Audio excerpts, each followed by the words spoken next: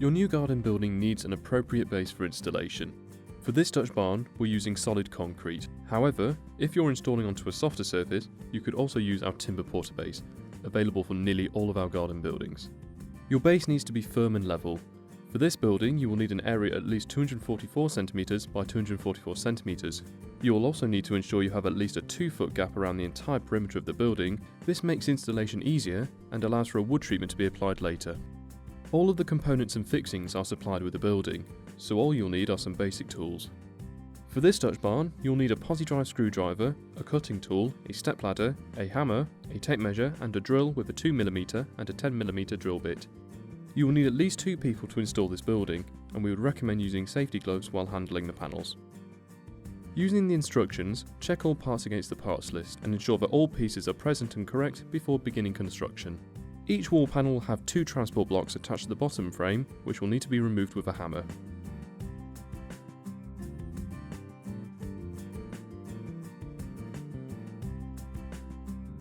Begin by laying the door panel and gable top down onto a level surface and place the gable top over the top edge of the door panel. The tongue and groove boards need to be fully engaged and flush at each end. Use a drill with a 2mm bit to pre-drill 4 holes in the lower frame and 4 in the top, ensuring they are evenly spaced. Pre-drilling is essential to not only protect your timber from splitting, but it also makes construction significantly easier. This should be done at all times. Join the door panel and gable top together through the pre-drilled holes using 60mm screws. We recommend testing the torque settings on your drill to a level you are happy with, ensuring the screws are countersunk and secure in the timber, but not damaging it. With the screws in place, align a gable strip over the joint, making sure that it's central and the bottom of the strip lines up with the lower edge of the panel framing. Pre-drill 6 holes into the framing strip as shown. Refer to the instructions for specific screw placement and secure the strip in place using 40mm screws.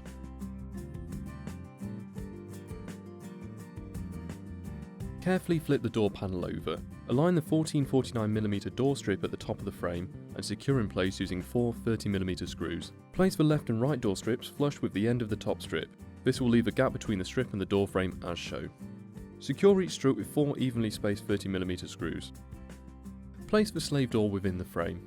Measure 170mm down from the top of the door. This point marks where the central screw of your T-hinge needs to be placed. Align the hinge accordingly. The middle hinge needs to be placed 720mm down from the top hinge, measuring from each middle hinge hole. The bottom hinge also needs to be affixed 720mm down from the middle hinge. Pre-drill through each screw hole before affixing the hinge with 7 30mm screws.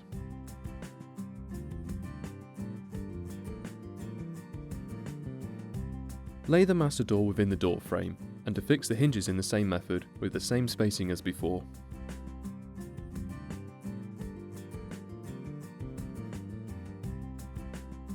Lay the rear panel and gable top down onto a level surface and place the gable top over the top edge of the rear panel. The tongue and groove bores need to be fully engaged as before and the framing pieces flush at each end. Pre-drill 8 holes for your screws in the top and bottom framing. Adjoin the back panel and gable top together through the holes using 60mm screws. Align a gable strip over the joint, making sure that it is central and the bottom of the strip lines up with the lower edge of the panel framing. Pre-drill 6 holes into the framing strip as shown. Refer to the instructions again for specific screw placement, and secure the strip in place using 40mm screws. The next step is to assemble the window panel. Lay the window side panel face up on a flat surface. Align the window strip over the top section of the frame. Using a tape measure, ensure that it is 11mm above the window opening. Pre-drill 3 holes, 1 at each end and in the middle, before affixing in place using 30mm screws. At this point you can choose whether you want an opening window or a fixed window for your shed. For an opening window, place the window within the frame and align the 2 hinges over the joint at the top. Space them equally at each end and pre-drill through the hinge holes. Attach the hinge to the window strip with 3 30mm screws and to the window with 3 60mm screws. Repeat this for the second hinge.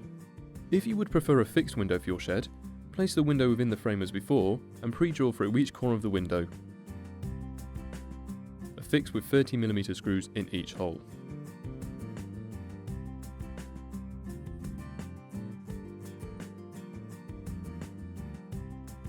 Place the floor panels down onto your prepared base. The floor comes in 2 sections for easy handling and need to be laid next to each other so that the edge framing pieces butt up against each other. The floor panels need to be affixed as shown, pre-drilling 4 holes at an angle into each floor, making 8 holes in total. The screws need to be angled to ensure that the panels are adjoined securely. Fix the 2 panels together using 50mm screws.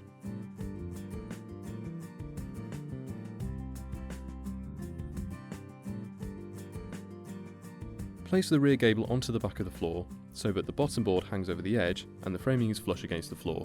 Butt the plain panel up against the rear panel as shown, ensuring the framing in the corner is pressed firmly together. Pre-drill a hole into the side panel framing at the top, middle and bottom of the frame before securing the 2 panels with 50mm screws. Attach the window side panel in the same method, making sure to push the framing tightly together from both sides to ensure a tight joint. The front gable attaches in the same method as before, pre-drilling each hole at the top, middle and bottom before affixing to the side panels with 50mm screws.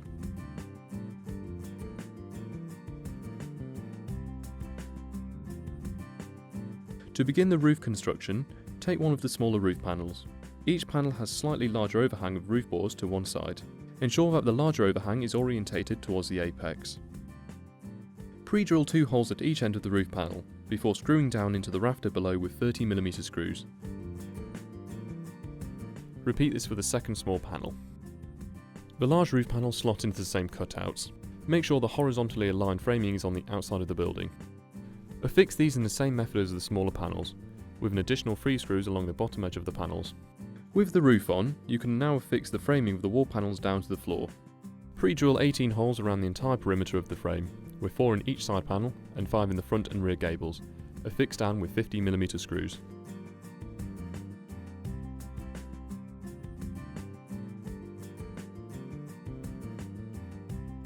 To felt the roof, roll out your supplied felt to a length of 2522mm. Use a cutting tool to slice through the felt and create 4 strips. Lay your first strip along the bottom edge of the roof, allowing enough overhang at the side to cover the frame but not curve underneath it. There should also be an equal amount of overhang at the front and back of the building. Tack the felt in the 2 top corners to hold it steady, ensuring there are no wrinkles in it, and repeat this for the other side of the roof. The third and fourth strips need to overlap the first and second by 150mm. They need to be attached in the same method, ensuring an equal overhang at the front and back.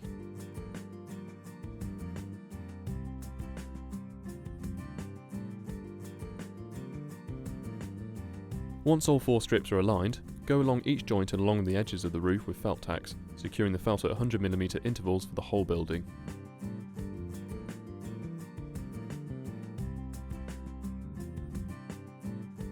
The cover trims need to be placed over the framing at each panel corner. These need to be pre-drilled at the top, middle and bottom, before being affixed with 30mm screws.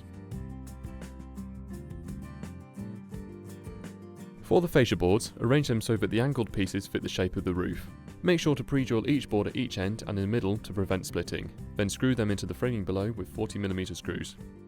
Repeat this for the back of the roof too.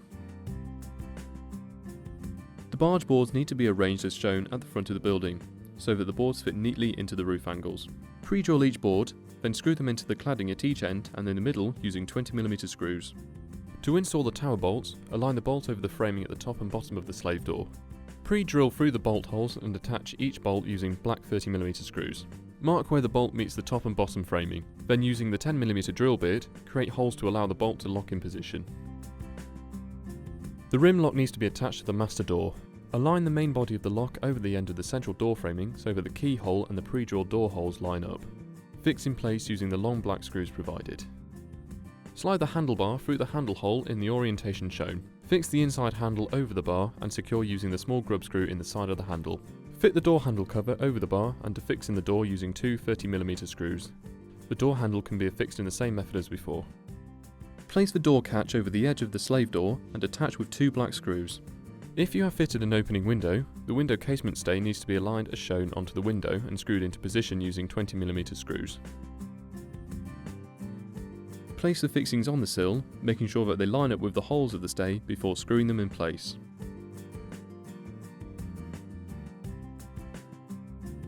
Attach the 2 turn buttons to the top and bottom of the slave door as shown, making sure to pre-drill and attach using 30mm black screws. Make sure they are not affixed too tightly and can catch the master door. Score around the edge of your window both inside and out. This will allow you to remove the protective plastic coating.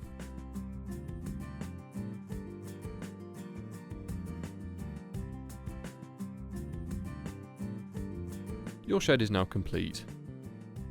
For more information on this building or any of our other garden storage options, please visit waltons.co.uk.